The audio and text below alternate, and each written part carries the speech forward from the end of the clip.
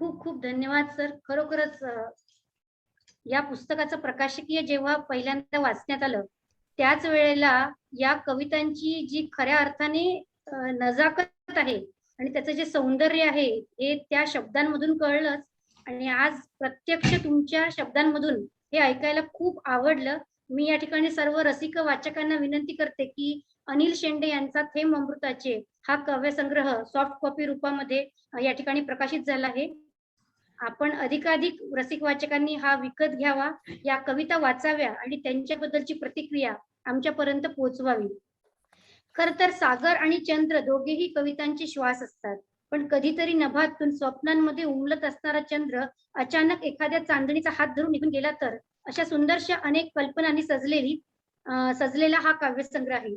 अनिलजींची कविता अशी स्पष्ट बोलू लागते. एका कवितेमध्ये ते म्हणतात, पानावरल्या दवबिंदू सम जीवन आपले सखे, का तू ढकलीसी बेता फुले पुढे पुढे सारखे. घटकेचे हे घड्याळ होईल कुण्या क्षणीही बंद, नवे बराहा तुला लागला उद्या उद्याचा छंद. चला तर जाणून घेऊया अशाच एका सुंदर कवितेला गेय स्वरूपात. आणि या ठिकाणी मी विशाखाजी राजे यांना आमंत्रित करत आहे की त्यांनी अनिलजींची एक कविता या ठिकाणी गाऊन दाखवावी. विशाखाजी. नमस्कार. अनिलजींची कविता आपल्या समोर सादर करते आहे. पौर्णिमेची रात्र आणि पौर्णिमेची रात्र आणि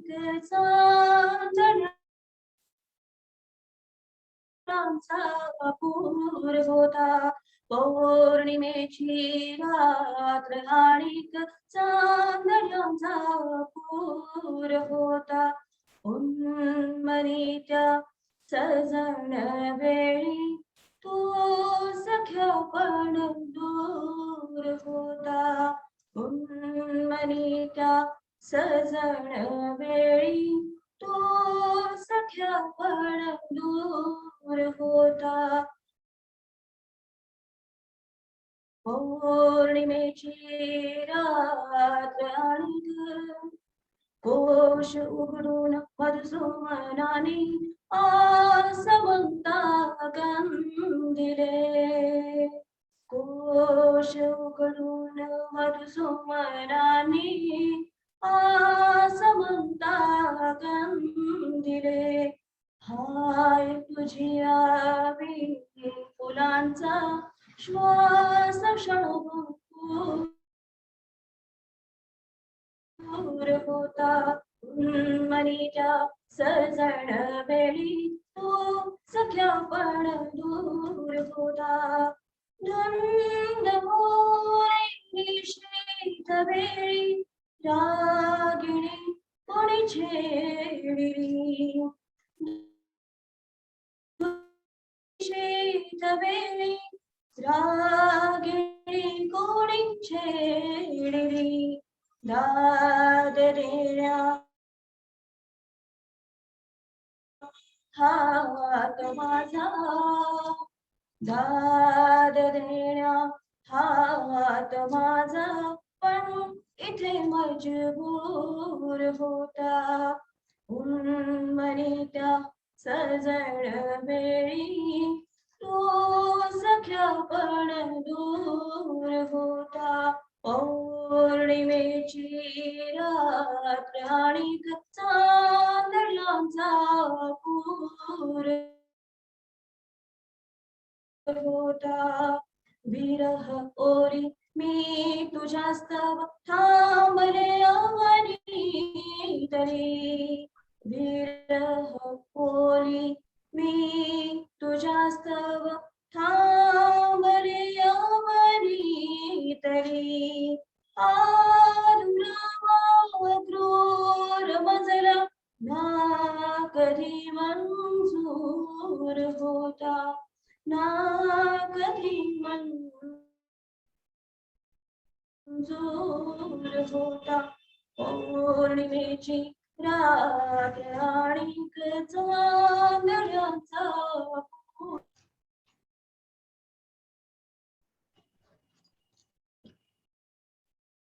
कोलोनियाला चांदवा रे. सख्या स्तव स्वागतास्तव पुरुनी आला चांदवा. आज माझ्या अलगुजिका मारव्याचा सूर होता. उन्मनी त्या सजण वेळी तू सख्या पड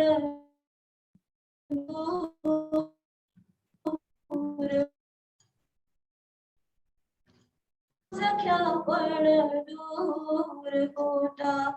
पौर्णिमेची रात पूर होता. अंमलीच्या सजण वेळी तू सख्या पण दूर होता. तू सख्या पण दूर होता. तू सख्या पण दूर होता.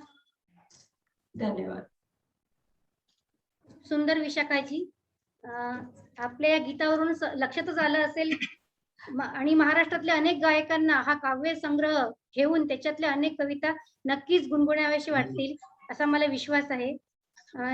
मला सांगायला आनंद वाटतो की श्री अनिल शेंडे यांच्या कविता या अनेक कविता टीव्ही वरून आधीच प्रसारित झालेल्या आहेत आणि या काव्यसंग्रहाच्या निमित्ताने ज्या अनेक नवीन कविता सुद्धा त्यांनी लिहिल्या तर या सुद्धा आपण त्या ठिकाणी नक्की वाचाव्या आणि प्रतिक्रिया द्याव्या.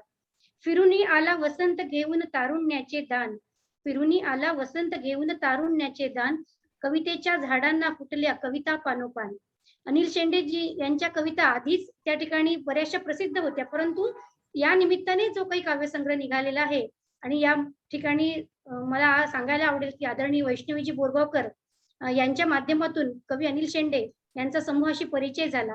तर या ठिकाणी मी वैष्णवीजींना आमंत्रित करते की त्यांनी सरांना शुभेच्छा द्याव्या. नमस्कार. अमृताचे थेंब हा काव्यसंग्रह ज्या प्रकाशनतर्फे प्रसिद्ध होत आहेत त्या लोकव्रत प्रकाशनच्या मुख्य महाराष्ट्र बीट्स आणि साप्ताहिक जनमंगलच्या संपादक आदरणीय वर्षाजी माडगुळकर मॅडम,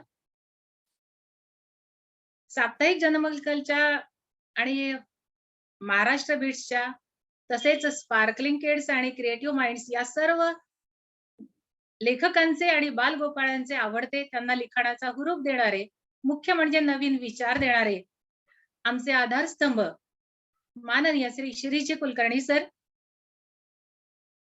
संपूर्ण विदर्भात चिरपरिचित असलेले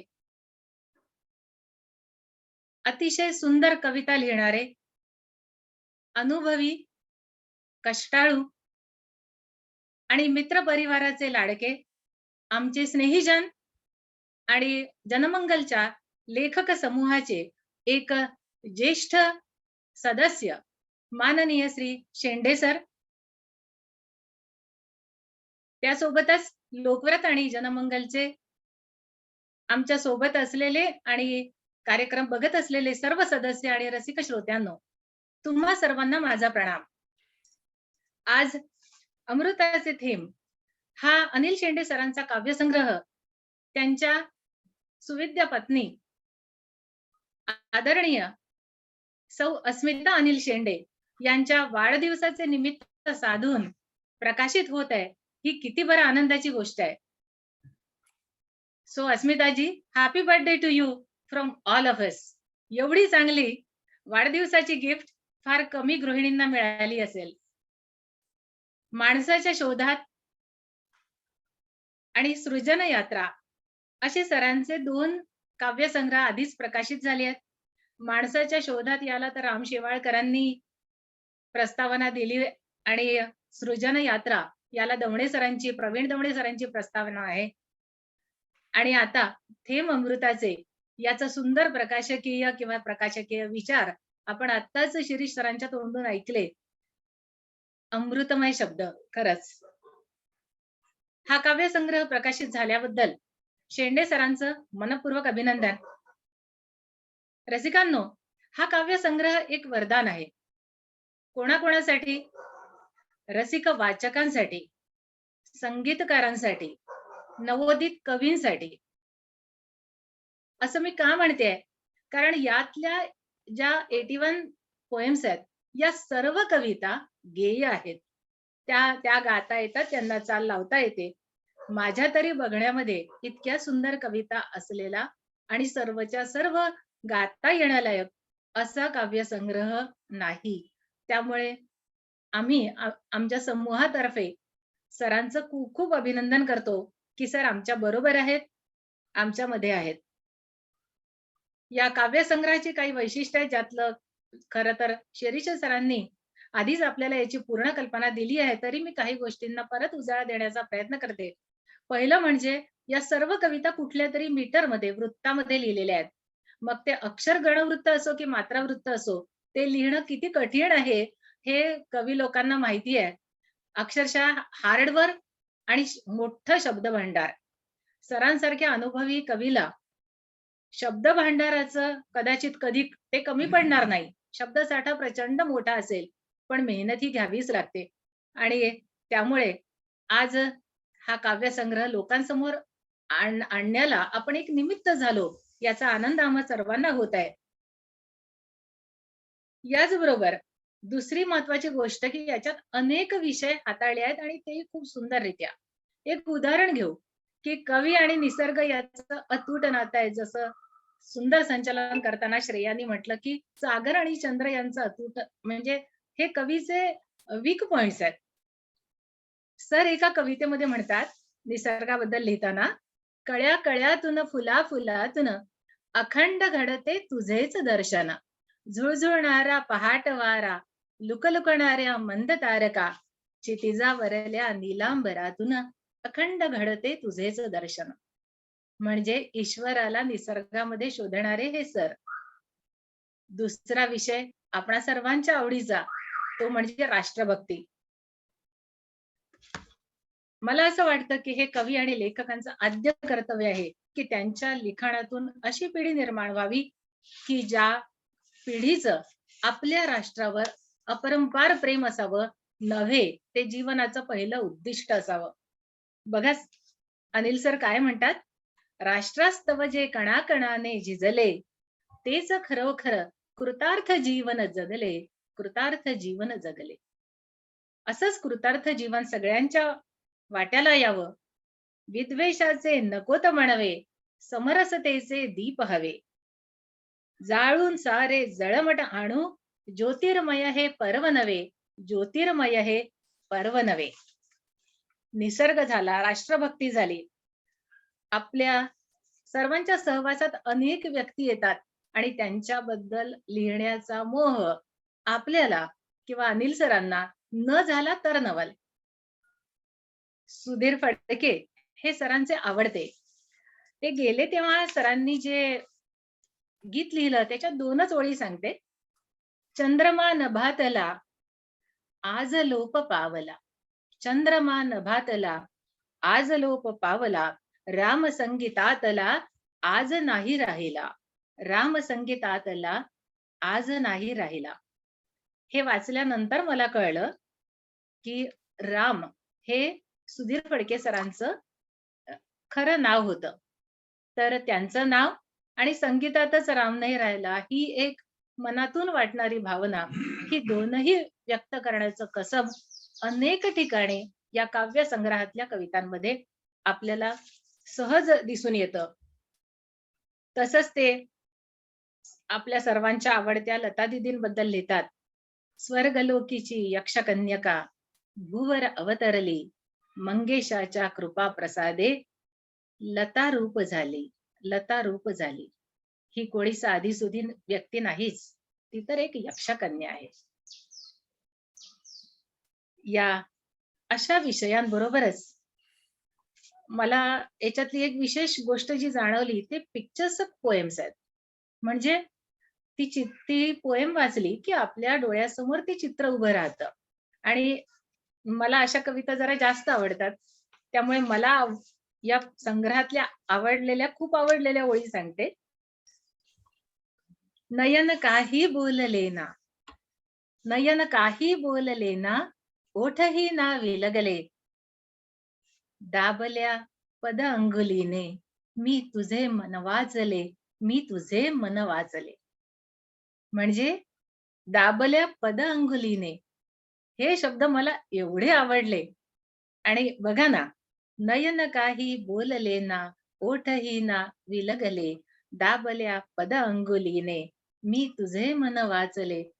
किती हळूवार भावना आहे आणि किती ऑब्झर्वेशन आहे, जबरदस्त. Sir, we love this poem.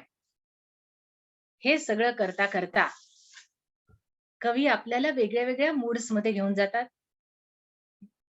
Maximum poems या पॉझिटिव्ह ऍटिट्यूड दाखवणारे आहेत, रोमॅन्टिक आहेतच, पण त्याबरोबर फिलॉसॉफिकलही आहेत, रिअलिस्टिक आहेत.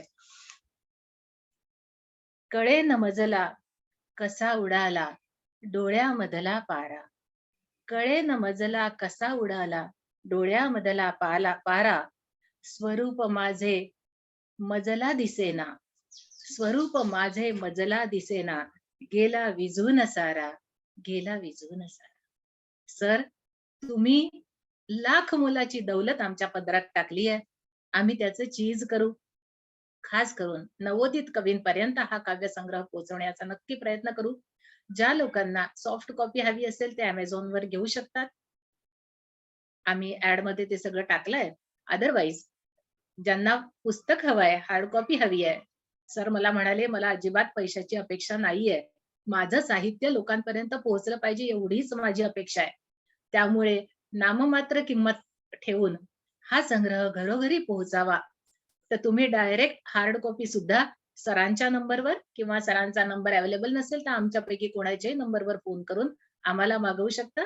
तुम्हाला काही 1-2 महिन्यामध्ये हार्ड कॉपी मिळू शकते. मला संधी दिल्याबद्दल श्रेयाचे आभार. Thank you very much.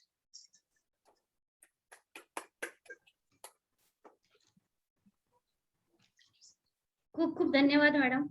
खरोखरच त्यांच्या कवितेमधलं जे सामर्थ्य आहे ते तुम्ही अत्यंत अल्प शब्दामध्ये या ठिकाणी सांगितलं आहे आणि मला या ठिकाणी सांगावंसं वाटतं की रसिक प्रेक्षक याला नक्कीच प्रतिसाद देतील. आनंदाचे झाड असावे प्रत्येकाच्या घरी, प्रत्येकावर नित बरसाव्या आनंदाच्या सरी. अशा सुंदर सुंदर शब्दांनी सजलेला हा काव्यसंग्रह, पण यातल्या अनेक कविता जीवनातल्या दुःखावर सुद्धा भाष्य करतात. त्यातलीच एक कविता जी आज आपण ऐकणार आहोत अर्चना दास यांच्या आवाजातून. मी या ठिकाणी भैरवीजींना विनंती करते कृपया त्यांनी अर्चनाजींचा व्हिडिओ आपल्या समोर दाखवा.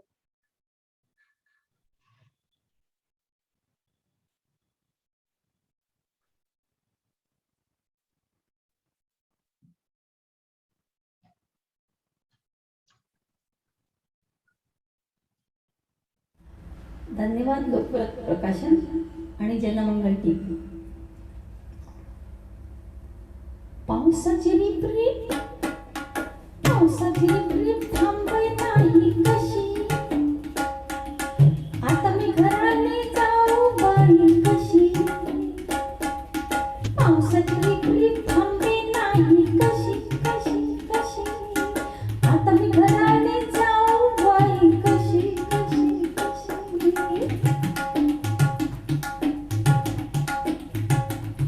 माय बसकल घरी जाता गेली होती कुठं, माय बसकल घरी जाता गेली होती कुठं, मी तिले कसं सांगू गेली कुठं कुठं, मी तिले कसं सांगू गेली कुठं कुठं.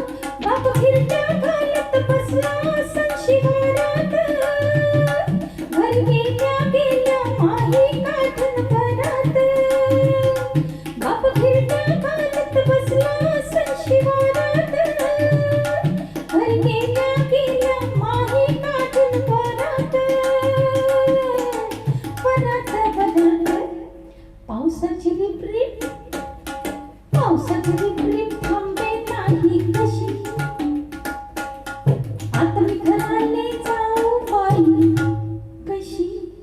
ए पावसाची रिपरिप थांबे नाही कशी कशी कशी, आता मी घराले जाऊ बाई कशी कशी कशी.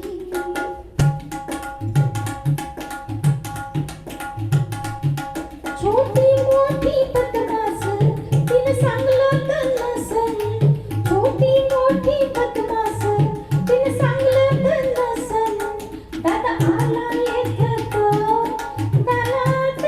पसंत दादा आला येत गालात एक पसंत थांब जरा पावसा भले जाऊ दे रे घरी मग बरस फुटा पाणी सरीवर सरी थांब बरं पावसा भले जाऊ दे रे घरी मग बरस फुटा पाणी सरीवर सरी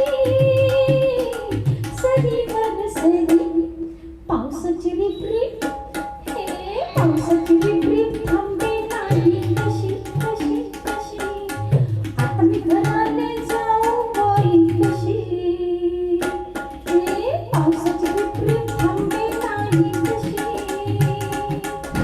आता मी घराने जाऊ बाई कशी.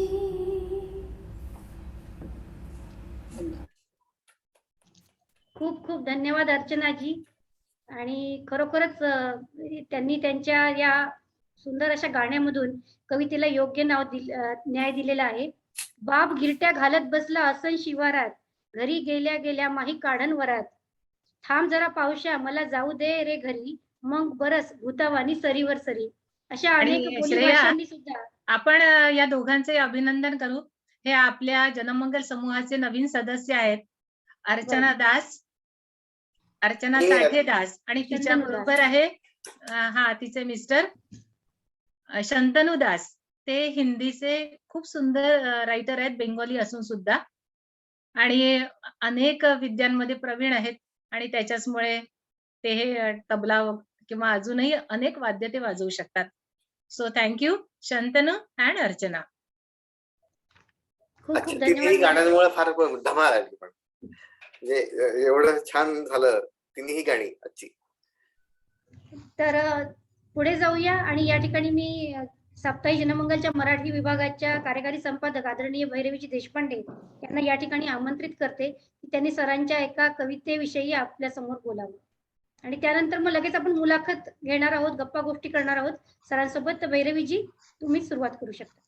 चालेल. धन्यवाद श्रेयाजी.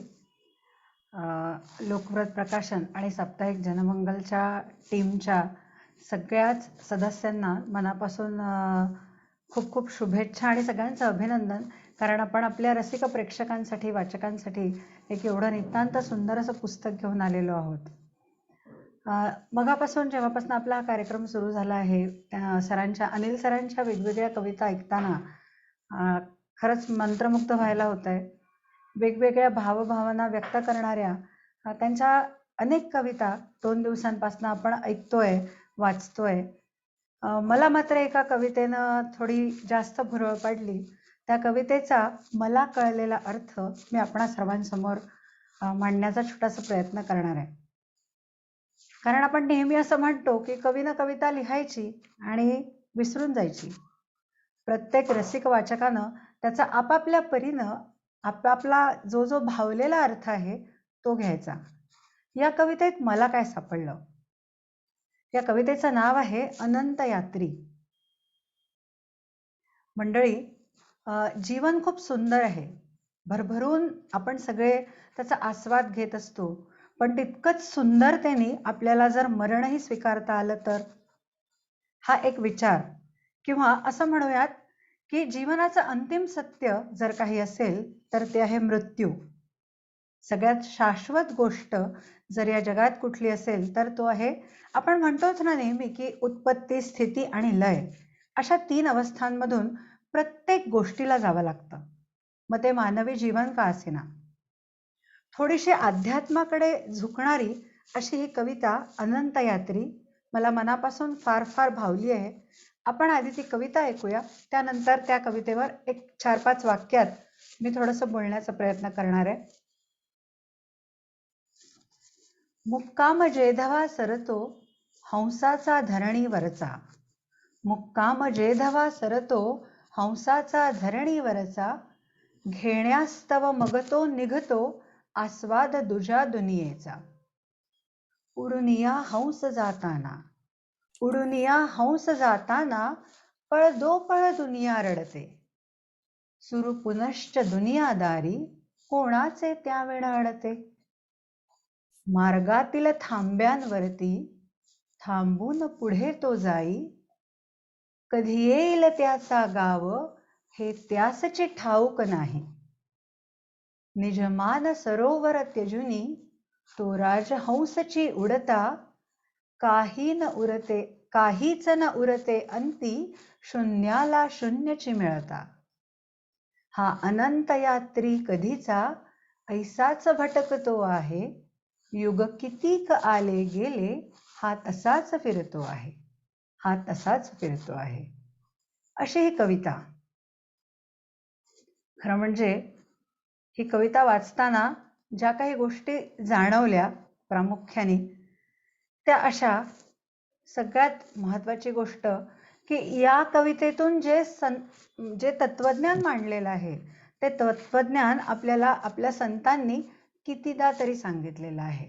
आणि ते तत्वज्ञान म्हणजे अमर आत्मा है मरणशील काया, सभी प्राणियों के जो भीतर समाया, वही आत्मा सच्चिदानंदमय हूँ. थोडंसं धाडस करतेय, म्हणजे अनिल सरांसमोरच त्यांच्या कवितेचं रसग्रहण करतेय. मला इथे ही जी राजहंसाची उपमा वापरलेली आहे त्यांनी, ती आत्म्यासाठी वापरलेली आहे असं वाटतंय. आणि मृत्यू झाल्यानंतर नेमकं काय होतंय ते या कवितेतून त्यांनी खूप छान पद्धतीने मांडलेलं आहे. की ही कविता मला थोडीशी भारा तांबेंच्या जनपळ भर म्हणतील हाय हाय या कवितेशी पण कुठेतरी नातं जोडणारी वाटली. पण यातला भाव थोडा आणखीन वेगळा आहे. यामध्ये आत्मा हा मुख्य विषय घेऊन सरांनी लिहिलंय असं मला वाटतं. की जेव्हा एखाद्या व्यक्तीचा मृत्यू होतो तेव्हा काय घडतं नेमकं, तर एक जग सोडून आपण असं म्हणतो की मृत्यू म्हणजे काय आहे नुसतं, की एका देहाचा त्याग आणि दुसऱ्या देहात प्रवेश. कारण आपलं तत्वज्ञान आपल्याला हे सांगतं की आत्मा अमर आहे आणि फक्त देहाला मरण आहे. तर त्याच भावनेतून कदाचित त्यांनी हे शब्द लिहिलेले आहेत की मुक्काम जेधवा सरतो हंसाचा धरणीवरचा, घेण्यास्तव मग तो निघतो आस्वाद दुजा दुनियेचा. उडुनिया हंस जाताना पळदो पळ दुनिया रडते. हे किती मार्मिक कटू असलं तरी सत्य आहे. कारण सुरू पुनश्च दुनियादारी कोणाचे त्यावेळ अडते. अगदी आई जरी वारली एखाद्या तान्ह्या बाळाची, तरी सुद्धा ते बाळ जर का त्याची आयुष्यरेषा बळकट असेल तर जगतं. कारण हे सगळ्यात मोठं सत्य आहे की या जगात कुणाचंही कुणा वाचून अडत नाही. आणि हेच सत्य सरांनी आपल्या कवितेतून मांडलंय. मार्गातील थांब्यांवरती थांबून पुढे तो जाई, कधी येईल त्याचा गाव हे त्यासचे ठाऊक नाही. पुनरपि जननम पुनरपि मरणम असं आपली संस्कृती शिकवते. मोक्ष ही एक अत्यंत सुंदर अशी कल्पना आपल्या संस्कृतीने, आपल्या धर्मग्रंथांनी आपल्या समोर मांडलेली आहे. आणि त्याच दिशेने जेव्हा आत्म्याचा हा प्रवास सुरू असतो तेव्हा खरं म्हणजे काहीच माहिती नसतं की आपलं पुण्य किती, पाप किती, कधी गाव येणार, कधी मोक्ष मिळणार. त्यामुळे हा अनंत यात्री कितीतरी काळापासून प्रवास करतोच आहे असा भाव या कवितेतनं सरांनी मांडलेला आहे. पुढच्या ओळी आहेत, निजमान सरोवर त्यजुनी तो राजहंसची उडता, काहीच न उरते अंती शून्याला शून्यची मिळता. खरं म्हणजे शून्य काय आहे असा प्रश्न जेव्हा मी स्वतःला विचारला तेव्हा त्याचं असं उत्तर मला मिळालं की शून्य म्हणजे पूर्णत्व आहे. जिथे काहीच नाही त्या अवस्थेला आपण शून्यही म्हणू शकतो किंवा पूर्णत्वही म्हणू शकतो. जिथे मिळवण्यासारखं काहीच उरलेलं नाही. इथे अनिल सरांनी असं लिहिलंय की हा देहाचं मानस सरोवर त्यजून राजहंस इथून उडून चाललेला आहे आणि तो उडून गेल्यानंतर जी अवस्था तयार झालेली आहे ती एक शून्यावस्था आहे, ती एक पूर्णावस्था आहे. मोक्षाची जर का प्राप्ती करायची असेल तर आपल्याला असं लहानपणापासून सांगतात सगळे की पुण्य ज्याचं जास्त असतं त्याला मोक्ष मिळतो. पण मग पुण्य म्हणजे नक्की काय, किंवा पाप म्हणजे तरी काय, अशा अनेक प्रश्नांच्या उत्तरामध्ये हा अनंत यात्री मोक्षाच्या दिशेने कितीतरी युगांपासून प्रवास करतोच आहे आणि हा आत्मा कुठेतरी फिरतोच आहे, असा काहीसा भाव मला या कवितेत सापडला. खूप वेगळा भाव देणारी, म्हणजे आतापर्यंत सरांच्या ज्या कविता ऐकल्या त्यात बऱ्याच अशा अलवार, नाजूक, हळव्या अशा भावना व्यक्त करणाऱ्या कविता होत्या, पण ही कविता मला थोडीशी वेगळी वाटली. ही कविता मला अगदी इतिहासात घेऊन गेली. ही कविता वाचताना कुठेतरी आपल्या शास्त्रांमध्ये सांगितलेले जे चिरंजीव आहेत ते पण मला या अनंत यात्रींच्या रूपांमध्ये भेटले. मला अश्वत्थामा दिसला. मला आपण सकाळी सकाळी ज्या सगळ्या चिरंजीवांचं स्मरण करतो ते सगळे अनंत यात्री वाटलेच. त्याबरोबरच मला माझ्यासारख्या एका सामान्य व्यक्तीचा आत्मा जो जन्म आणि मृत्यू यांच्या चक्रात अडकलेला आहे तो सुद्धा एक अनंत यात्री वाटला. असा काहीसा भाव देणारी ही कविता खरंच मनाला खूप खूप भावली आणि आनंद देऊन गेली. मी इथे माझं कवितेवरचं वक्तव्य थांबवते, पण मला आता सरांशी बोलताना त्यांना हे विचारायला आवडेल की सर, आपण आता गप्पांना सुरुवात करणार आहोत, आपण आता बोलणार आहोत. तुम्ही तुमचा स्पीकर सुरू करावा, आधी अशी तुम्हाला विनंती. आणि त्यानंतर मला तुम्हाला खरं म्हणजे हा प्रश्न मला तुमची कविता वाचताना बरेचदा पडला. तोच प्रश्न मला तुम्हाला विचारायचा आहे की तुमचे नेमके काव्यविषयक विचार काय आहेत आणि तुमच्या मते कवितेचं नेमकं प्रयोजन काय आहे? धन्यवाद भैरवी मॅडम. तुमच्या प्रश्नाला उत्तर देण्याआधी मी सर्वप्रथम आपल्या लोकमंगल प्रकाशनाच्या, लोकव्रत प्रकाशनाच्या आणि लोकमंगल समूहाच्या वैष्णवीताई बोरगावकर, शिरीष कुलकर्णी सर आणि श्रेया मॅडम, तुम्ही स्वतः भैरवी मॅडम, सगळ्या या गाणाऱ्या ज्या आहेत आपल्या, अगदी ऐन वेळेवर एक 2-4 दिवसामध्ये तयारी करून त्यांनी इतक्या सुंदर सादरीकरण इथे जे केलं, त्या सगळ्यांचा आणि सगळ्या टीमचा, सिद्धी सुद्धा त्याच्यात आली, आपल्या सगळ्या टीमचा मी पहिल्यांदा आभार व्यक्त करतो तुमच्या प्रती. सगळ्यांना खूप खूप धन्यवाद देतो. हा काव्यसंग्रह खरं म्हणजे तुमच्यामुळेच, या बोरगावकर मॅडम मुळेच खरं म्हणजे इतक्या लवकर होऊ शकला. नाहीतर मी तर म्हणजे या बाबतीमध्ये खरंच प्रकाशनाच्या बाबतीत किंवा खूप काय म्हणतात त्याला फारसा उत्साह नाही आहे माझ्या ह्याच्यात. कारण माझ्या काय एकच भावना असते की काय प्रसिद्ध काय प्रकाशक लोक फार कुणी काव्यसंग्रह तरी प्रकाशन करण्याच्या ह्याच्यात नसतात. फारच कमी लोक प्रकाशक काव्यसंग्रह प्रसिद्ध करतात. कादंबरी, कथासंग्रह किंवा इतर असे जे असतात पुस्तकं ते प्रसिद्ध करण्यामध्ये त्यांना जास्त रस असतो. पण तुम्ही याच्यामध्ये रस घेतला आणि उत्साह दाखवून हा जो माझा काव्यसंग्रह प्रसिद्ध केला त्याबद्दल मी तुम्हा सगळ्यांचे खूप खूप आभार मानतो. आणि आता आपण आपल्या तुम्ही विचारल्या प्रश्नाकडे, तुम्ही सगळ्यात आधी काय विचारलं, काव्याचं काय प्रयोजन विचार, कविता म्हणजे विचारलं काय?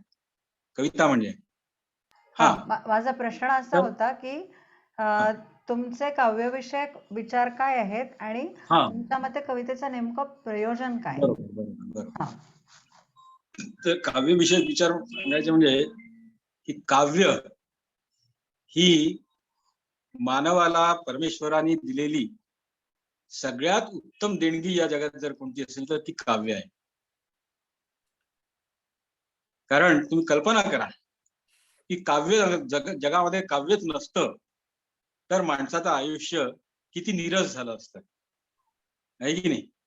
काव्याचे आपल्यावर, कवितांचे आणि कवींचे अनंत उपकार आहेत की ज्यामुळे आपली ही संस्कृती, सभ्यता ही अत्युच्च शिखराला पोहोचलेली आहे. आणि आज आपण आपलं हे जीवन जे आहे, जे वास्तविक पाहता अत्यंत सगळेच जण म्हणतात, सगळ्याच तत्वज्ञानांनी आणि सगळ्याच धर्मांनी म्हटलेलं आहे, बुद्धांनी तर म्हटलेलं आहे की जीवन हे दुःखमय आहे. आणि या अशा दुःखमय जीवनाला आनंद देणार, म्हणजे आनंदाचे जे झरे काही आपल्याला भेटतात, तो एक सगळ्यात महत्वाचा म्हणजे एक आनंद कंद ज्याला म्हणता येईल.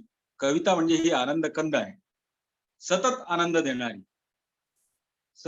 देणारी जर कोणती गोष्ट जगामध्ये असेल तर ती कविता. कवितेचे आपल्यावर सगळ्यांवर अनंत उपकार आहे. आपण आता एक विचार घ्या, रामायण आणि महाभारत आहे. रामायण आणि महाभारत जर नसते, केवळ रामायण महाभारतच घ्या, तसं तर सगळेच धर्मग्रंथ जे आहेत जगातले, बायबल घ्या, कुराण घ्या, उपनिषद घ्या किंवा कुठलेही ग्रंथ घ्या, ते सगळे पद्यामध्येच आहेत, काव्यमयच आहे. म्हणजे सर्व धर्मांचा आणि सभ्यतांचा, संस्कृतींचा उदय हा कवितेतून झालेला आहे.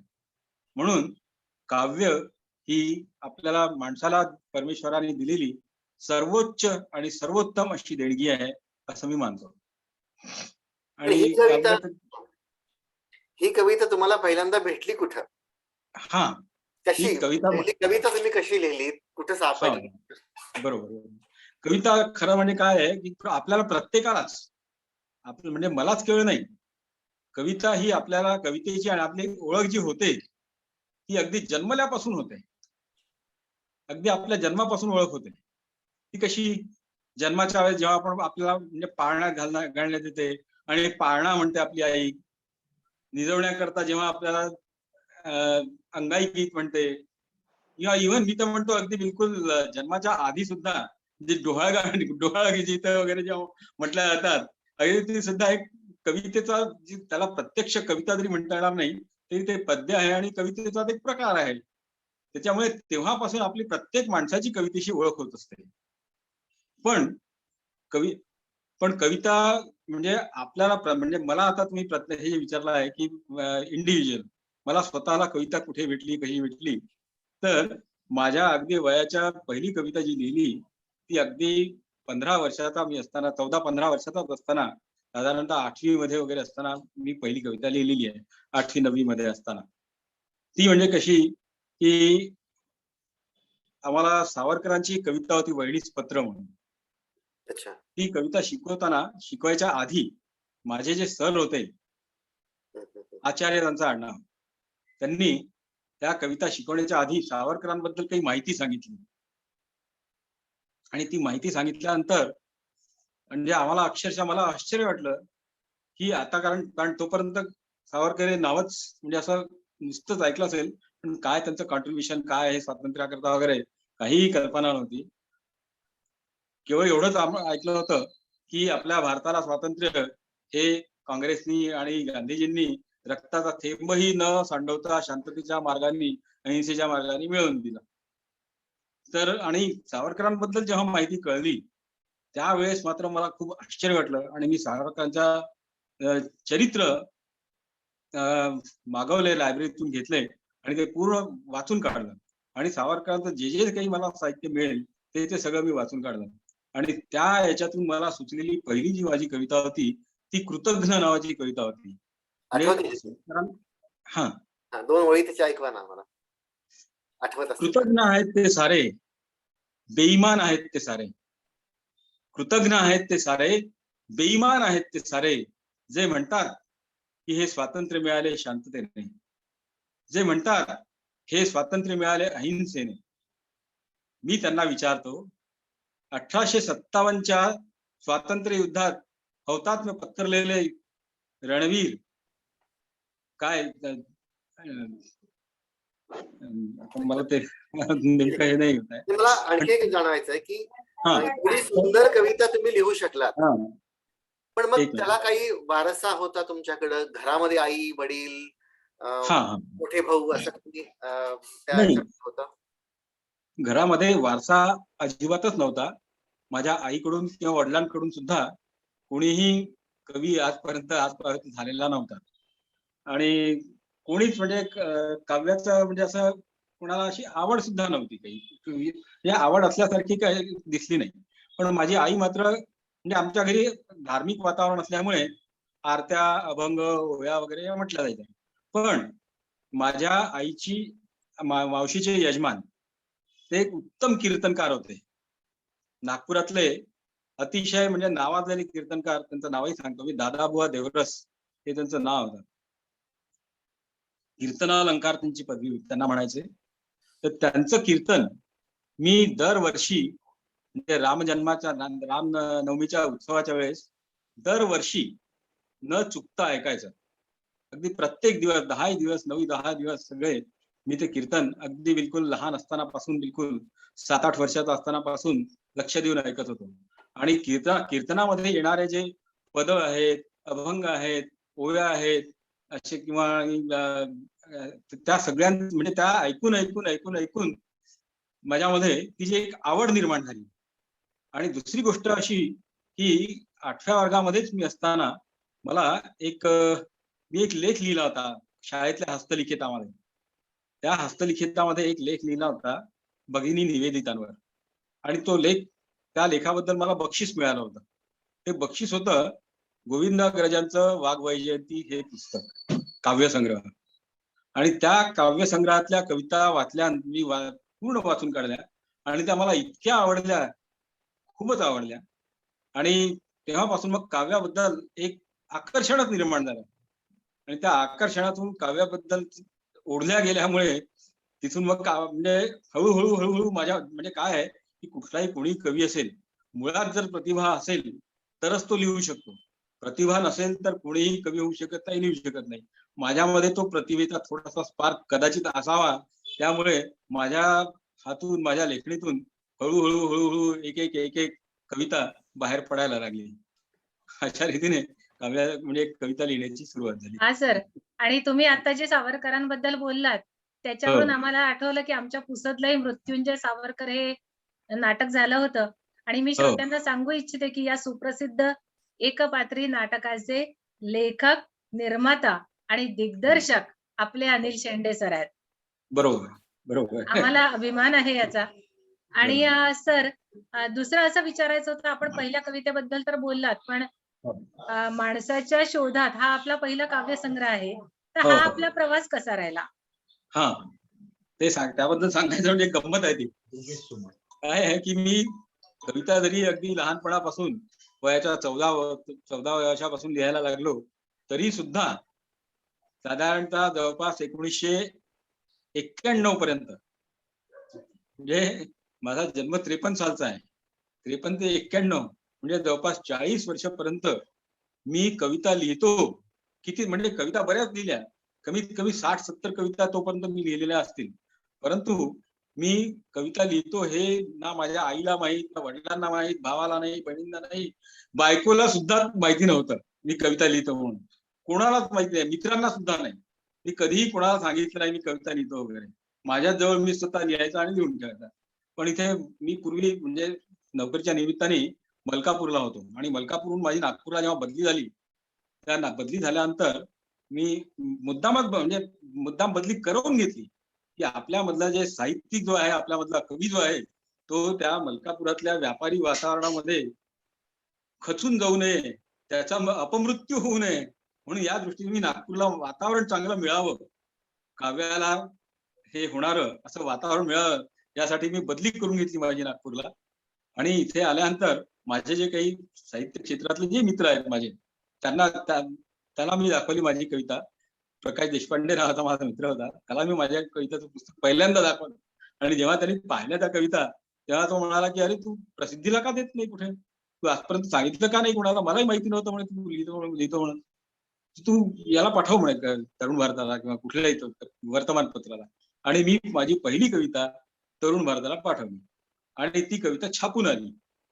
ती छापून आल्यानंतर अर्थातच आपोआप उत्साह वाढतो. मग एक कविता छापून आल्यानंतर मग दुसरी, तिसरी, चौथी, जी कविता मी पाठवत होतो ती प्रत्येक कविता जिथे पाठवली तिथे छापून आली आणि त्यामुळे उत्साह वाढत गेला. आणि अशा जवळपास कविता माझ्याजवळ तयारच होत्या आणि त्या सगळ्या मग आग्रह केला मित्रमंडळींनी की आता याचा कविता संग्रह झाला पाहिजे. मग म्हणून त्या सगळ्यांच्या मित्रांच्या आग्रहामधून कविता संग्रह पहिला जन्माला आला, माणसाच्या शोधात, हे त्या कविता संग्रहाचं नाव, पहिल्या कविता संग्रहाचं. या संग्रहाचं म्हणजे सांगायचं म्हणजे राम शेवाळकर, आचार्य राम शेवाळकर, त्यांच्याशी माझे अतिशय चांगले घरोळ्याचे घरच्या सारखे संबंध होते, खूप चांगले संबंध. त्यांची प्रस्तावना या काव्यसंग्रहाला लागलेली आहे. आणि सगळ्यात दुसरी अजून एक महत्वाची गोष्ट म्हणजे या कविता संग्रहाचं मुखपृष्ठ जे आहे ते आपल्या भारतातले गाजलेले चित्रकार जे आहेत, बसोली ग्रुपचे संस्थापक आणि सर्वेसर्वा. बसोली ग्रुप हा चित्रकलेच्या क्षेत्रातला भारतातला आणि जगातला सुद्धा सगळ्यात मोठा बालचित्रकारांच्या जगातातला हा जगातला सगळ्यात मोठा समूह आहे. त्याचे जे सर्व चंद्रकांत चन्ने फार मोठे चित्रकार आहेत ते. त्यांनी त्या माझ्या काव्यसंग्रहाचं मुखपृष्ठ तयार केलेलं आहे. हा एक माझ्यासाठी अतिशय महत्वाचा, अभिमानाचा, गर्वाचा विषय आहे. Thank you sir. श्रेया, तू पुढचा प्रश्न विचारतेस. मृणालीजी आले आहेत, त्यांचं स्वागत. मृणालीजी. धन्यवाद. कॉंग्रॅच्युलेशन सर, खूप खूप अभिनंदन सर. धन्यवाद. तसे तर कवितांचे खूप प्रकार आहेत, पण मला हे विचारायला आवडतं की तुमचा त्यातला आवडता प्रकार कोणता? हा एक प्रकार आवडता असं काही म्हणता येणार नाही. मला सगळेच प्रकार आवडतात. पण मनाला असा एखादा जास्ती भावणारा प्रकार म्हणा, किंवा हा. कोणता जास्त मनाच्या कोपऱ्याला जास्त जवळचा आहे असं म्हणू हो. शकतो. मला भावगीतं खूप आवडतात. भावगीतं खूप आवडतात. जरा एक संवेदनशील स्वभाव असल्यामुळे भावगीत हा प्रकार मला अतिशय आवडतो. आणि दुसरा आवडता माझा प्रकार म्हणजे व्यंग. म्हणजे जे समाजामध्ये आपण ज्या विकृती पाहतो, ज्या विसंगती पाहतो, त्या पाहिल्या असताना त्या पाहताना त्याच्यावर जे एक काय म्हणतात अगदी लाईट व्हेन मध्ये म्हणजे अगदी बिलकुल यांनी केलेलं जे भाष्य असते गमतीदार, हसत हसत खेळत खेळत त्यातल्या विसंगती मांडायच्या, दाखवायच्या. मी काय आहे की खूप हिंडलो आहे. माझा प्रचंड मित्रसंग्रह आहे मला. आणि मी एकटा राहणारा नाही आहे. लोकांमध्ये मिसळणारा आणि खूप हजारो मित्र आहेत माझे. हजाराच्या वर इतके जिथे गेलो तिथे तिथे माझ्या मित्रांचा बिलकुल एक समूह मोठा निर्माण झालेला आहे. या सगळ्यांच्या ह्याच्यातून लोकांचे मानवी मनातल्या ज्या हे आहेत त्या टिपता टिपता टिपता टिपता मला ज्या ज्या काही म्हणजे गमतीदार गोष्टी आढळल्या माणसातल्या म्हणा किंवा समाजातल्या म्हणा, त्या सगळ्या टिपायला मला व्यंग हे अतिशय आवडते. काही व्यंग कविता मी मुक्त छंदात लिहिल्या आहेत, तर काही अनेक कविता मी विडंबनाच्या याच्यात मध्ये सुद्धा लिहिलेल्या आहेत. आणि तुम्हाला असं कदाचित आश्चर्य वाटेल, हा संग्रह पाहिल्यानंतर हे एक टोक झालं आणि दुसरं टोक म्हणजे विडंबन किंवा व्यंग आहे. मला आता 2 वर्षापूर्वी सह्याद्री वाहिनीवर एक कार्यक्रम झाला होता, हास्य पंचमी नावाचा. त्या हास्य पंचमी कार्यक्रमामध्ये मला इन्व्हाइट करण्यात आलं होतं आणि माझी ओळख विडंबनाचा बादशहा अशी माझी ओळख करून देण्यात आली होती. त्याच्यामुळे मला सर्वच प्रकार, राष्ट्रभक्ती गीत असतील, मी राष्ट्रभक्ती गीत सुद्धा लिहिलेले आहेत. अनेक राष्ट्रभक्ती गीत लिहिलेली आहेत. त्यातली एक राष्ट्रभक्तीपर माझी कविता जी आहे, स्वातंत्र्याची कथा. ही स्वातंत्र्याची कथा नावाची कविता तरुण भारत हे एक नागपूरचं सगळ्यात दर्जेदार वृत्तपत्र आहे, हे सगळ्यांना माहिती आहे. सगळ्यात जुन्या वृत्तपत्रांपैकी आणि दर्जेदार वृत्तपत्रांपैकी एक आहे. या तरुण भारतामध्ये एक संपूर्ण पानावर ती एकच कविता, खूप मोठी कविता जी आहे, 17 कडव्यांची, मोठ्या 8 कडव्यांचं, 8 ओळींचं एक कडवं आहे आणि अशा 17 कडवी त्याच्यामध्ये आहेत. तर ती कविता, संपूर्ण कविता एकाच पानावर, एकाच पृष्ठावर माझी एकच कविता छापून आलेली आहे. ज्या वृत्तपत्राच्या जाहिराती करता लाखो रुपये लोक देतात एका पृष्ठाकरता, त्या संपूर्ण एक पृष्ठ तरुण भारताने माझ्या कवितेकरता दिलेलं आहे. ही एक अतिशय आनंदाची गोष्ट आहे माझ्याकरता. वाह सर, ही खूपच खरंच तुम्ही म्हणताय तशी अभिनंदनीयच गोष्ट आहे. मला हे विचारायचं आहे तुम्हाला आता की आपल्यावर कुणाचा जरी प्रभाव असतो, म्हणजे कुठल्या तरी कवीचा प्रभाव असतो किंवा आपला स्वतःचा पण एखादा कोणीतरी आवडता कवी असतो, तर तुमचे आवडते कवी कोण? आणि तुम्हाला असं कधी वाटलं का की आपल्या लिखाणावर, आपल्या लेखनावर एखाद्या विशिष्ट कवींची छाप आहे किंवा तशासारखं त्या अंगाने जाणारं आपलंही लेखन होत आहे, असं काही वाटलं का कधी? खरं म्हणजे माझा कवितांचा अभ्यास, हा कवितांचा अभ्यास जेव्हा मी कविता लिहायला लागलो ना, किंवा कविता लिहायला लागल्यापासून जवळजवळ 25-30 वर्षापर्यंत अजिबात काहीही नव्हता, काहीच नव्हता बिलकुल. त्याच्यामुळे माझ्यावर अमुक कविता प्रभाव पडला किंवा या कविता प्रभाव पडला असं काहीही नाही. पण नंतर मग मी जेव्हा वाचायला सुरुवात केली, वाचनाला सुरुवात केली, अभ्यासाला सुरुवात केली खऱ्या अर्थाने, तेव्हा मग मला मात्र मला एक कवी असं नाव नाही सांगता येणार मला, पण बरोबर. अनेक कवी असे आहेत हा. मला म्हणजे कवींच्या कविता आवडतात. हा. एक कवी माझा आवडता कवी असं हे सांगणं खूप कठीण आहे. हा. मला या कवींच्या या कविता आवडतात, या कवींच्या या कविता आवडतात, अच्छा. या कविता म्हणजे एक एखादा नवीन जरी कवी असला ना हा, तरी हा. सुद्धा मला त्याची कविता, जर का ती कविता चांगली असेल तर मला कविता आवडते. ओके. पण म्हणजे प्रत्येकच आपण असं कवीच्या म्हणू सगळ्याच्या शकतो की सगळ्या हा, प्रत्येक आपण असं कवीच्या म्हणू सगळ्याच्या शकतो सगळ्याच कविता एकदम बरोबर. खूप सर्व खूप श्रेष्ठ असं म्हणता येणार नाही. काही कविता खूप चांगल्या असतात, हम्म. काही साधारण असतात, असंही असते. त्याच्यामुळे पण तरी सुद्धा भा. तांबे, हा. भा. तांबे, नंतर सावरकर, गोविंदाग्रज, अच्छा. बाभ बोरकर, मर्ढेकर, सुरेश भट, ही सगळी मंडळी जी आहेत आणि त्यात व्यंग कवितेच्या क्षेत्रामध्ये आपल्या महाराष्ट्रामध्ये तेवढं काही खूप असं स्थान नाही आहे व्यंग कवितेला. पण हिंदीमध्ये व्यंग कवितेला प्रचंड मान आहे. हास्य व्यंग कवितांचे म्हणजे रात्रभर कवी संमेलन चालतात हिंदीमध्ये. तर हे असे कवी संमेलन मी बरेच ऐकले आणि त्यांच्या त्या हिंदी कवितांच्या याच्यामधूनच मला व्यंग कवितांची आवड जी निर्माण झाली ना, ही त्या हिंदी कवितांच्या याच्यामध्ये. त्यामध्ये काका हाथरसी, अशोक चक्रधर आहे, शहीद चतुर्वेदी आहे, असे हे जे कवी आहेत ते मला खूप अतिशय आवडीचे कवी आहेत माझे. अच्छा. तुमच्या सहवासामध्ये आलेले हा असे एखादी श्रेष्ठ कवी हा सांगा ना, थोडी आठवण एखादी म्हणजे. हा खूप छान आहे. या बाबतीमध्ये मी खूप नशीबवान आहे, खूप नशीबवान आहे अगदी बिलकुल.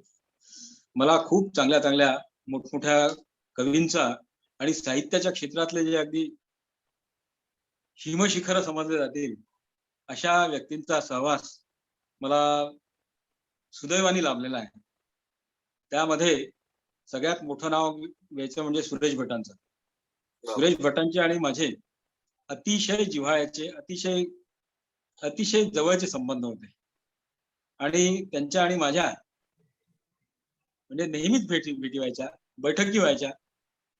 कधी कधी रात्री 12-12 वाजेपर्यंत आम्ही बसलेलो आहे आणि एकदा तर म्हणजे रात्रीचे 11:30-12 वाजले तरी ते मला उठू द्यायला काही तयार नव्हते आणि 11:30 वाजता सुरेश भटांनी त्यांच्या पत्नीला, पुष्पाताई नाव आहे त्यांचं, त्या आजही आहेत, पुष्पाताईंना सांगितलं, हे पुष्पा, आपले माझे मित्र मगापासून बसलेले आहेत, शेंडे साहेब यांच्याकरता थालीपीठ कर बरं. रात्री 11:30 वाजता त्यांनी मी नाही म्हणता मी जातो म्हणता मला जबरदस्तीने बसवून थालीपीठ करायला लावलं. 11:30-12 वाजता खायला लावलं. अशी खूप छान आठवण आहे. त्यानंतर सुधीर मोघेंशी माझे खूप चांगले संबंध होते. सुधीर मोघे माझ्या घरी नागपूरला 2 वेळा येऊन गेले. प्रवीण दवळे माझे चांगले मित्र आहेत. त्यानंतर राम शेवाळकरांशी माझे अतिशय खूप घरच्यासारखे संबंध होते आणि दभींची तर माझे दभी कुलकर्णीची आणि माझे खूपच घनिष्ठ संबंध होते आणि मी दभी कुलकर्णींचं माझ्यावर फार मोठा म्हणजे एक फार मोठे उपकार आहे असं समजतो. कारण माझ्या काही कविता प्रसिद्ध होऊ लागल्यानंतर जेव्हा त्यांनी पाहिलं की अरे बेटा हा थोडासा याच्यामध्ये थोडासा कच्चा दिसतोय, म्हणजे कविता चांगल्या असतात याच्या, पण हा काय म्हणतात त्याला, हे जे आहे ना वृत्त, मात्रा, छंद, गण वगैरे त्याच्यामध्ये हा थोडासा अजून काही तेवढा काही हे नाही आहे. म्हणून दभींनी स्वतःहून मला म्हटलं की अरे तू कविता चांगल्या लिहितो, पण तू कधी छंदशास्त्राचा किंवा सौंदर्यशास्त्राचा वगैरे काही अभ्यास केलेला आहे का कधी? त्यांना प्रांजळपणे सांगितलं माझा अजिबात अभ्यास नाही आहे, मला काहीही माहिती नाही याच्यामध्ये. तेव्हा मला त्यांनी सांगितलं की तू असं कर, माझ्याकडे रोज सकाळी, म्हणजे त्यांनी वेळ दिली मला, सकाळची नाही, दुपारी 4 ते 6 ज्या वेळेस तू माझ्याकडे रोज येत जा, म्हणजे मी तुला 1 तास 2 तास जसं मला जमेल तसं मी तुला शिकवीन आणि त्या 15 दिवसात तू जेवढं काही करू शकत असेल तेवढं बघ, मी तुला 15 दिवस शिकवायला तयार आहे. आणि मग मी माझी रोज त्यांची ट्युशन सुरू झाली दभींची. छंदशास्त्र, सौंदर्यशास्त्र हे मला दवी घरी आपल्या घरी शिकवायचे, मला एकट्याला, बाकी दुसरं कोणीही नाही. आणि एकही नवा पैसा माझ्याकडून शिष्यवृत्ती म्हणा किंवा काय, सॉरी शिष्यवृत्ती नाही, काय म्हणतात त्याला, मानधन फीस म्हणून. काहीही न स्वीकारता त्यांनी मला हे शिकवलं, 15 दिवस शिकवलं. आणि त्यामुळे जो माझा एक जो बेस पक्का झाला थोडासा, तो दभींच्या शिकवणीमुळे त्यांचे मी उपकार कधीच विसरू शकणार नाही. खूप छान. आणि अशी खूप मोठ्या लोकांचा प्रवास मला विद्यार्थी झालेला आहे. किती आहेत? असे तुमचे विद्यार्थी किती आहेत आता? नाही, माझे विद्यार्थी कोणी नाही. तर मला एक प्रश्न विचारायला आवडेल. काय? एक प्रश्न विचारायला आवडेल म्हटलं तुम्हाला. हो विचारा. तुमच्याबद्दल तर आता पूर्ण या कार्यक्रमामध्ये अगदी भरभरून ऐकायला मिळालं की तुमचं किती श्रेष्ठ साहित्य आहे आणि खरंच त्याचा अनुभव मिळाला आणि त्याचा खूप आनंद होत आहे की तुम्हाला भेटायला मिळालं आपण या झूम मीटिंगच्या थ्रू. एक माझा प्रश्न असा आहे की तुमच्या सगळ्या कविता मोजक्या शब्दांची लयबद्ध तालबद्ध गुंफणच आहे किंवा अंतःप्रेरणामधून निघालेल्या प्रवाहासारखं वाटतं. तर तुमच्या मते चांगल्या कवितेचे निकष काय असावे? चांगल्या कवितेचे निकष म्हणजे सांगायचं हे खरंच थोडस कठीण आहे. पण ती सगळ्यात पहिली गोष्ट म्हणजे कविता जी आहे, कोणतीही कविता ही आतून आली पाहिजे. ही आतून आली पाहिजे. ओढून ताणून लिहिली आणि ती केली असं होऊ नये. आतून आलेली जी कविता असते आणि तिला अनुभव जो आहे आपला म्हणजे वास्तवाशी तिची हे असावी आणि कल्पनेच्या भराऱ्या सुद्धा त्याच्यामध्ये असाव्या. आपला मी हे सांगतो, एक आपले कवी बी आहेत. कवी बींनी कवितेबद्दल कविता चांगली कशी असावी आणि कविता कशी नसावी याच्याबद्दल एक खूप सुंदर लिहिलेलं आहे. ते मी तुम्हाला सांगतो याच्याबद्दल. कवी बी म्हणतात, काव्य नव्हे शब्दांचा सुंदर नाद मधुर मेळ, काव्य नव्हे शब्दांचा सुंदर नाद मधुर मेळ, अर्थ चमत्कृतींचाही नोहे डोंबारी खेळ, निसर्ग सृष्टीची सादृश्ये नीतिपाठ भव्य, थाटदार घाटांची रचना केवळ नच काव्य. म्हणजे पहिले कवी बी सांगतात की कविता, कुठली कविता म्हणजे केवळ नुसते सुंदर नादमधुर शब्द आहेत, त्याच्यामध्ये अर्थ चमत्कृती आहे, निसर्ग सृष्टीची सादृश्य आहेत, नीतिपाठ आहे, पण हे सगळं असूनही ती कविता उत्तम असेलच असं काही नाही. ती कविता उत्तम असेलच असं नाही. तर सुंदर कविता म्हणजे कशी असायला पाहिजे. कवी बी म्हणतात पुढे, ऐश्वर्यात्मक सामर्थ्याची निर्माण क्षमता, अंतरंग ओथम मुनी ओसंडेती सुंदरता, केवळ सौंदर्याची प्रस्फुरणे दिव्य, जिव्हार हेच स्वानंदाचे सौंदर्याची काव्य. म्हणजे त्याच्यामध्ये काव्यामध्ये सौंदर्य असायला पाहिजे, सुंदरता असायला पाहिजे. सुंदरता काव्याला कशामुळे प्रदान होते, तर सगळ्यात महत्वाचं काव्याचं जे हे आहे रसनिष्पत्ती, ती रसनिष्पत्ती त्या कवितेमधून व्हावी. ज्या कवितेमधून उत्तम अशी, म्हणजे आपल्याला माहिती आहे 9 प्रकारचे रस आहेत. ब्रह्मदेवाच्या सृष्टीमध्ये 6च रस आहे, 6 रस आहेत, परंतु कवीच्या सृष्टीमध्ये 9 रस आहेत. या 9 रसापैकी किमान 1-2 रसांची निष्पत्ती, कुठल्या ना कुठल्या रसाची निष्पत्ती त्या कवितेतून व्हावी आणि ती कविता तरच तिला म्हणजे दीर्घ, म्हणजे काय म्हणता येईल त्याला, दीर्घ आयुष्य तिला लाभलं पाहिजे. ती लोकांच्या स्मरणात राहायला पाहिजे. ती कविता वाचल्यानंतर पुन्हा पुन्हा वाचावीशी वाटली पाहिजे. त्या कवितेतून नवनवे अर्थबोध व्हायला पाहिजे. त्यानंतर सगळ्यात महत्वाची कवितेचं एक वैशिष्ट्य म्हणजे कमीत कमी शब्दामध्ये जास्तीत जास्त आशय असलेली कविता असावी. म्हणजे ज्याला आता इंग्रजीमध्ये आपण ब्रेव्हिटी म्हणतो, कमीत कमी शब्दामध्ये जास्तीत जास्त मोठा आशय, अशा प्रकारची कविता जी असते ती कविता चांगली असं एक माझं मत आहे. विशाखाजी, तुम्हाला काही विचारायचं? हो, तेच आता सरांनी सांगितलं, त्याच्यावरच मला विचारायचं होतं सर, की मी पण आताच नेमकं या क्षेत्रामध्ये पाऊल टाकलं आहे, या जनमताच्या हाताला धरून. आणि जनमुखाच्या लोकप्रकाशनाच्या मदतीने, सहाय्याने आणि कृपेने विशेष म्हणजे माझं कवडसर हे काव्यसंग्रह आता 9 ऑक्टोबरलाच प्रकाशित झालंय. तर नवीन कवीसाठी काय आपण सांगू शकाल की काय त्यांनी बदल करायला हवा, कशा प्रकारचं लिखाण असायला हवं, नेमकं काय त्यांना सांगता यायला हवं? कारण भाव व्यक्त करायचे म्हणजे कविता आपण म्हणतो, पण नेमकी ती रसिकांपर्यंत पोहोचली पण पाहिजे की नेमकं आपल्याला काय सांगायचं. तर त्याबद्दल आपण काय? खूप चांगला प्रश्न आहे.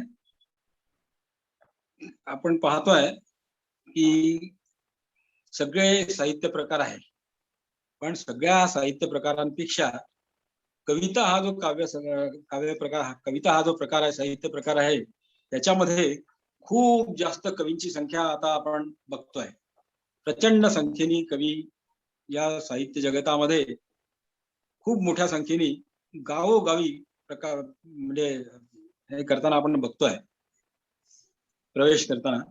पण त्यांना मला एकच सांगायचं आहे की सगळ्यात पहिली गोष्ट म्हणजे आपल्यामध्ये, आपल्या ठाई कवी, एक गोष्ट आहे की माणूस डॉक्टर होऊ शकतो प्रयत्नपूर्वक, इंजिनियर होऊ शकतो प्रयत्नपूर्वक, प्राध्यापक होऊ शकतो, कुठलाही प्रोफेशन तो निवडू शकतो, कुठलीही कला म्हणजे, पण कविता जी आहे ही काही अशी हे नाही आहे की म्हणजे मला कवी व्हायचं आहे असं म्हणून कोणीही कवी होऊ शकत नाही. आपल्यामधल्या प्रतिभेची पहिले ओळख करून घ्यायला पाहिजे. ही प्रतिभा जर असेल तर केवळ नुसती प्रतिभा असूनही खूप चांगला कवी होऊ शकेल, तो निश्चित चांगला होईल. पण जितकं त्याला यश मिळायला पाहिजे ती त्या प्रतिभेला धार लावणं आवश्यक आहे. जसं आपण शस्त्राला धार लावतो, आपल्या घरी चाकू सुरे वगैरे असतात भाजी चिरण्याचे वगैरे, त्यांना आपल्याला मधून मधून धार लावावी लागते. ती धार लावल्याशिवाय त्याला जसं हे येत नाही, सामर्थ्य येत नाही, त्याचप्रमाणे कवीला सुद्धा आपल्या प्रतिभेला आणि आपल्या याला धार लावण्याकरता जसा काव्यामध्ये रियाज करावा लागतो, काव्य नाही, शास्त्रीय संगीतात जसा आपण रियाज करतो तसा कवींनी सुद्धा रियाज करायला पाहिजे. हा रियाज म्हणजे काय? मग कवी जसे शास्त्रीय संगीताचे जे शिकणारे असतात, विद्यार्थी असतात, ते तसं नुसतं केवळ एक सा लावण्याकरता अनेक गुरु केवळ एक सा 8-8 दिवस 15-15 दिवस नुसता साथ शिकवतात त्यांना. कवितेच्या क्षेत्रामध्ये असे काही गुरु वगैरे असतात की कोणी नसतं, हे आपलंच आपल्याला शिकायचं असते. पण हा रियाज म्हणजे काय? तर मग कविता ज्या आहेत, चांगले जे कवी आहेत, मोठमोठे कवी होऊन गेले, थोर कवी होऊन गेले, श्रेष्ठ कवी होऊन गेले, जसं बोरकर आहेत, पाडगावकर आहेत, सुरेश भट आहेत, सावरकर आहेत, मी आता नावं सांगितले सगळे. आणि अशा अनेक कवी जे आहेत, यांनी लिहिलेल्या कविता ज्या आहेत त्यांचं वाचन, मनन, चिंतन करणं हा कवितेचा रियाज आहे. त्यानंतर कवितेचे जे वेगवेगळे कविता सुंदर होण्याकरता ज्या ज्या गोष्टी आवश्यक आहेत. कविता सुंदर केव्हा होते की एखादी स्त्री जी आहे ती सुंदर असते, पण तिचं सौंदर्य खुलवण्याकरता ज्याप्रमाणे अलंकार आवश्यक, अलंकारांनी ती अधिक सुंदर सुशोभित दिसते, त्याचप्रमाणे कवितेचे सुद्धा अलंकार असतात. म्हणजे असे कवितेचे सुद्धा जे अलंकार आहेत, जसं आता काय म्हणतात, उपमा आहे, अलंकार आहे, किंवा मग असे जे किंवा वृत्त आहे, गण आहे, प्रतिमा आहे कवितेतल्या, या सगळ्या गोष्टींचा म्हणजे बारकाईने अभ्यास करायला पाहिजे. आपली जे काव्य परंपरा जी आहे आपली, तिचा आपण हे अभ्यास करायला पाहिजे. त्यानंतर कवितेचं कॅनव्हास त्या वेळेस मोठा होईल की जेव्हा त्या कवीला विविध क्षेत्रातला अनुभवाचं क्षेत्र जेवढं तुमचं विस्ताराल तेवढं तुमच्या कवितेचा कॅनव्हास सुद्धा तसा विस्तारत जाईल आणि तुमची कविता अधिकाधिक खुलत जाईल आणि ती रसिकाभिमुख होत जाईल. हे महत्वाचं आहे. छान सांगितलं सर. आपल्याला अजून काही विशेष पुरस्कार मिळाले आहेत का? मला आजपर्यंत अद्यापही एकही पुरस्कार कुठलाही मिळाला नाही. त्याचं कारणच असं आहे की मी म्हणजे माझी कविता किंवा माझे पुस्तकं कधीही पुरस्कारासाठी पाठवत नाही किंवा पाठवलेलं नाही, पाठवतही नाही आणि मला ते आवडत सुद्धा नाही. आणि एवढंच नाही तर आतापर्यंत जे साहित्य संमेलन अनेक झाले, पण मी आजपर्यंत एकाही साहित्य संमेलनाला कधी मला बोलावलंही नाही कोणी आणि मी कधी गेलो सुद्धा नाही. अनेक माझ्या नेहमीच हा प्रश्न मला विचारण्यात येतो. माझे सगळे मित्र जे आहे, माझे शेकडो हजारो मित्र आहेत माझे, ते मला नेहमीच विचारत असतात, अरे तू साहित्य संमेलनात तू गेला नाही, साहित्य संमेलनात गेला. मी काय आहे की थोडासा माझा स्वभाव असा आहे की मी कोणाची हाजी करणे किंवा कोणा हे करणे हे मला जमत नाही. आणि आजकाल साहित्यामध्ये आपण पाहतोय की जिकडे तिकडे म्हणजे दुर्दैव आहे हे, साहित्यिकांच्या सुद्धा खरं म्हणजे अशा व्हायला नको, पण त्या टोळ्या झालेल्या आहेत. आणि ज्या टोळीचं त्या साहित्य संमेलनाच्या याच्यावर हे असते, वर्चस्व असते, त्यांना साधारणतः आमंत्रित केले जाते. तर मी आता वास्तविक पाहता दभींशी माझे इतके चांगले संबंध, दभी हे साहित्य संमेलनाचे अध्यक्ष झाले होते, अखिल भारतीय साहित्य संमेलनाचे, पण मी एका शब्दानेही त्यांना कधी म्हटलं नाही की सर मला साहित्य संमेलनामध्ये हे करा वगैरे, एका शब्दानेही नाही. राम शेवाळकरांशी माझे अतिशय घरच्या सारखे संबंध होते, खूप जवळचे संबंध. माझ्या अनेक कवितांचे पहिले वाचक राम शेवाळकर आणि दभी सारखे श्रेष्ठ लोक माझ्या पहिल्या कवितेचे वाचक होते. पण मी ते सुद्धा साहित्य संमेलनाचे अध्यक्ष झाले होते, पण मी त्यांनाही एका शब्दाने कधीही म्हटलं नाही की सर मला साहित्य संमेलन म्हणजे माझी वर्णी लागावी, असा मी कधी चुकूनही प्रयत्न केला नाही. पण अशा म्हणजे कोणताही कवी जो आहे तो खरा कवी असतो, तो असा पुरस्कारांचा ह्याच्यात राहू नये, पुरस्कारांच्या मागे सुद्धा लागू नये किंवा पुरस्कारांसाठी त्यांनी हे सुद्धा आपलं कार्य करत राहायचं. आपण जे बरोबर आहे सर, तुमचं म्हणणं अगदी बरोबर आहे. आपण आता शेवटचे 2-3 प्रश्न घेऊया. मला तुम्हाला असं विचारायला आवडेल की कवितेविषयी तुम्ही भरभरून बोलत आहात, पण कविता सोडून इतर लेखन तुम्ही काय केलं आहे? कविता सोडून इतर लेखन म्हणजे मी वैचारिक लेख खूप लिहिलेले आहेत. म्हणजे दुसरं टोकाचं वाटेल अगदी बिलकुल खरं म्हणजे, इतक्या विविध विषयांवर मी खूप लेख लिहिलेले आहेत आणि व्याख्यानही खूप दिलेले आहेत. नागपूरला एक खूप प्रसिद्ध व्याख्यानमाला आहे, ज्ञानयोद्धा व्याख्यानमाला नावाची. या व्याख्यानमालेमध्ये मी 10 व्याख्यानं दिलेली आहेत. ती प्रत्येक व्याख्यान वेगवेगळ्या विषयावर आणि अनेक विषयांवर माझे लेख कमीत कमी 40-50 तरी लेख असतील, ते वेगवेगळ्या वर्तमानपत्रांमध्ये प्रसिद्ध झालेले आहेत. वैचारिक लेखच मी जास्त लिहिलेले आहेत आणि त्या लेखांची विविधता इतकी आहे विषयांची की खूप म्हणजे एका टोकाचं दुसऱ्या टोकाचं, अध्यात्मापासून तर अगदी बिलकुल राजकीय विषयांपर्यंत सगळे विषय मी हाताळलेले आहेत. आणि एक माझी दैनिक नवराष्ट्र म्हणून नागपूरहून निघते, त्या नवराष्ट्रामधून इंग्रजीची साहित्य शिखरे या नावाचे एक सदर मी अनेक दिवसपर्यंत ते लिहिलेलं आहे. म्हणजे काय म्हणतात, क्लासिकल इंग्लिश लिटरेचर याच्यावर आधारित लेख, समीक्षात्मक लेख मी त्या वर्तमानपत्रातून लिहित होतो. तर हे म्हणजे माझे लेख वाचून अनेक म्हणजे दभी सर जे होते, दभी कुलकर्णी, त्यांना इतके ते लेख आवडले की ते त्यांचे जे प्रकाशक होते पुण्याचे जाखडे, अरुण जाखडे म्हणून, ते नागपूरला एक दिवस त्यांच्याकडे आले असताना ते त्या अरुण जाखडेंना माझ्या घरी घेऊन आले की तुम्ही याचं पुस्तक प्रसिद्ध करा म्हणून. याच्यापेक्षा अजून कुठली मोठी गोष्ट आहे. त्यानंतर मी मृत्युंजय सावरकर या नावाचं एक नाटक लिहिलं, आता तुम्ही उल्लेख केलाच होता त्याचा. हे नाटक सुद्धा श्रोत्यांच्या इतकं पसंतीला उतरलेलं आहे की याचे आता कोरोनाचा काळ 2 वर्षात काहीच झालं नाही, पण त्याच्या आधी वर्षभरामध्ये जवळपास 11 प्रयोग याचे झाले वेगवेगळ्या गावांमध्ये विदर्भाला, आणि पुण्यामध्ये सुद्धा याचा प्रयोग झाला.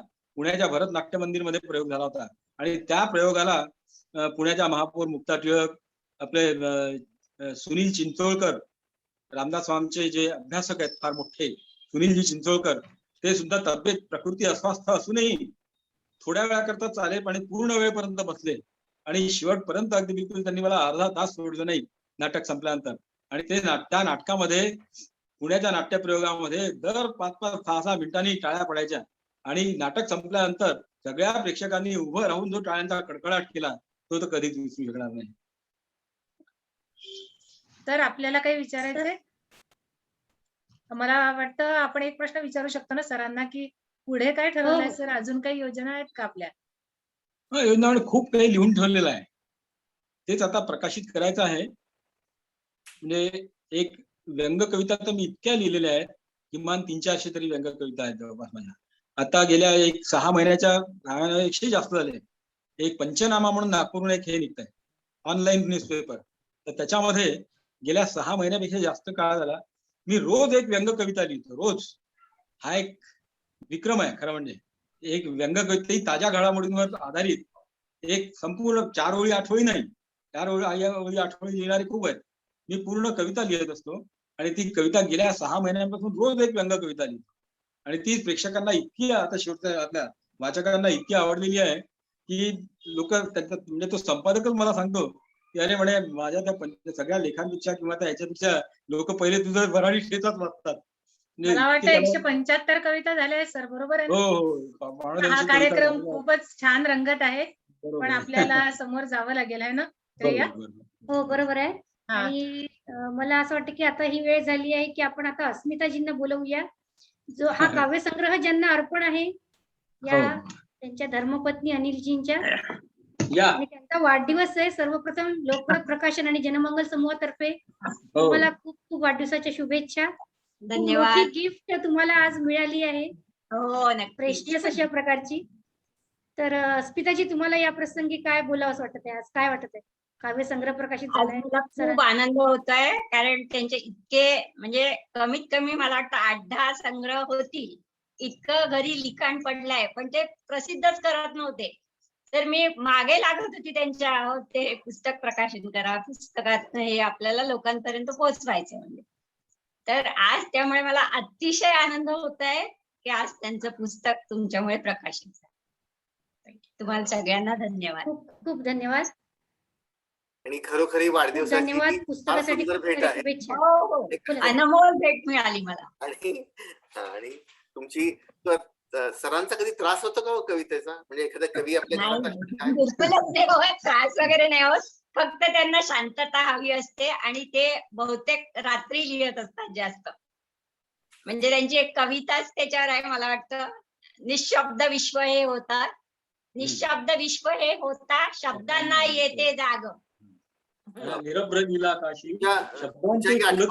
कविता येतात राहतात. असं आहे, ते रात्री जागून मस्त लिहत असतात. मला काही त्रास नाही. वाचायला देतात ते, वाचायला देतात कविता झाल्यानंतर. खूप छान. खूप खूप धन्यवाद अस्मिताजी. सर, तुम्हाला काही विचारायचं की आपण आता पुढे शेवटच्या टप्प्याकडे जायचं? शिरीष सर. निघाले म्हणजे त्यांच्या कवितांचे पहिले वाचक त्याच आहेत का असं मला विचारायचं. नाही, असं नाही. सरांनी सांगितलं ना आपल्याला की ते दाखवतच नव्हते अनेक वर्ष. मला तर खूप वर्ष माहित सुद्धा नव्हतं. म्हणजे 83 मध्ये आमचं लग्न झालं, पण कितीतरी वर्ष मला माहितच नव्हतं की हे कविता लिहितात. पण आज त्यांनी अख्खा काव्यसंग्रह तुम्हाला दिला आहे वाढदिवसाची. खूप मोठी भेट आहे माझ्यासाठी. अस्मिता मॅडम, तुम्ही पण कविता करता का? नाही नाही, मी नाही करत, मी फक्त वाचते. पण एक गोष्ट आहे, ती कविता करत नाही, पण तिचा गीता आणि ज्ञानेश्वरी याचा अतिशय चांगला अभ्यास आहे. गीता जवळपास तिला पूर्ण पाठ आहे. वा वा, खूप छान अस्मिता वहिनी. श्रेया, आता आपण शेवटच्या कार्यक्रमाकडे जाऊ. मृणालीजी ती उपस्थित झाले आहेत, तर मी मृणालीजींना विनंती करते की त्यांनी अनिलजींच्या एका कवितेचे गायन करावे. त्यानंतर आपण भैरवीजींच्या आभाराने आपण हा कार्यक्रम थांबवू. सरांची जी कविता सादर करत आहे त्याचे शीर्षक आहे शब्द माझे चंद्र व्हावे. शब्द माझे चंद्र भावे, शब्द माझे चंद्र भावे, शब्द माझे चंद्र भावे, सूर संजीवना मना, शब्द माझे चंद्र भावे, शब्द माझे चंद्र भावे, सूर संजीवना मना, दश दिशा व्यापून त्याने, दश दिशा व्यापून त्याने, आसमंता नाऊ दे, शब्द माझे चंद्र भावे, शब्द माझे चंद्र भावे,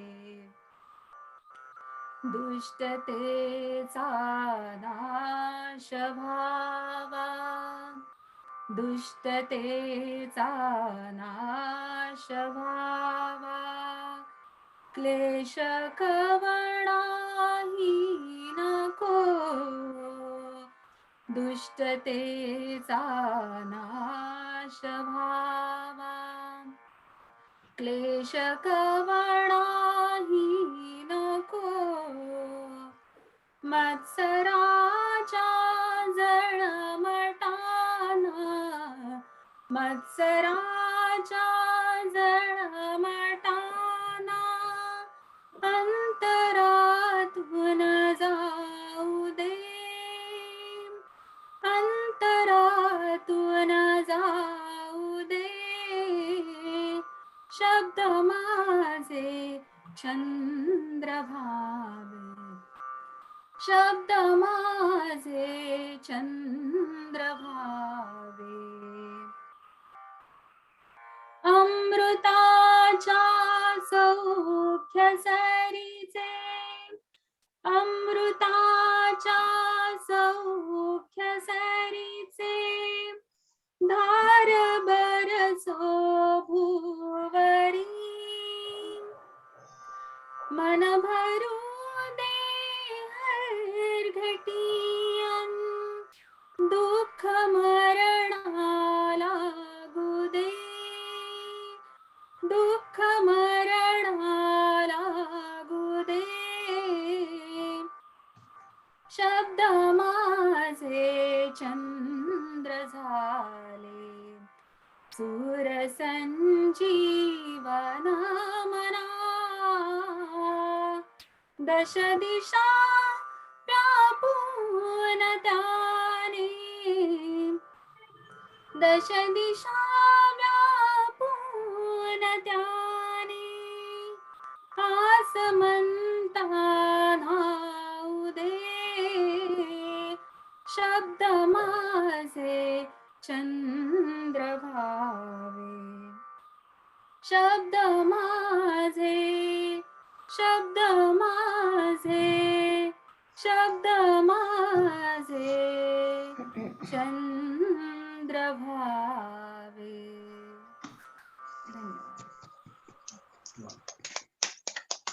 खूप छान मृणालीजी, Thank you थँक्यू so या much. कोड गाण्याबद्दल. धन्यवाद. भैरवीजी तुम्ही आता सुरू करा. शब्द माझे चंद्र भावे अशी भावना मनात ठेवून आपण या कार्यक्रमाचा समारोप करतोय. आणि आभार प्रदर्शनाची माझ्याकडे जबाबदारी आहे.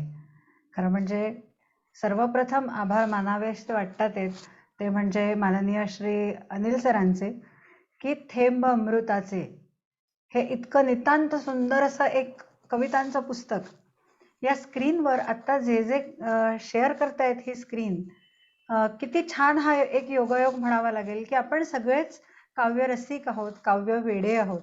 आणि या आजच्या कार्यक्रमाच्या दिवशी अनिल सर तुमचे मनपूर्वक खूप खूप मनापासून आभार की तुम्ही इतकं सुंदर पुस्तक आम्हा सगळ्यांच्या भेटीला आणलेलं आहे. त्याबद्दल खूप धन्यवाद. एक रसिक, एक काव्य रसिक, काव्यप्रेमी म्हणून.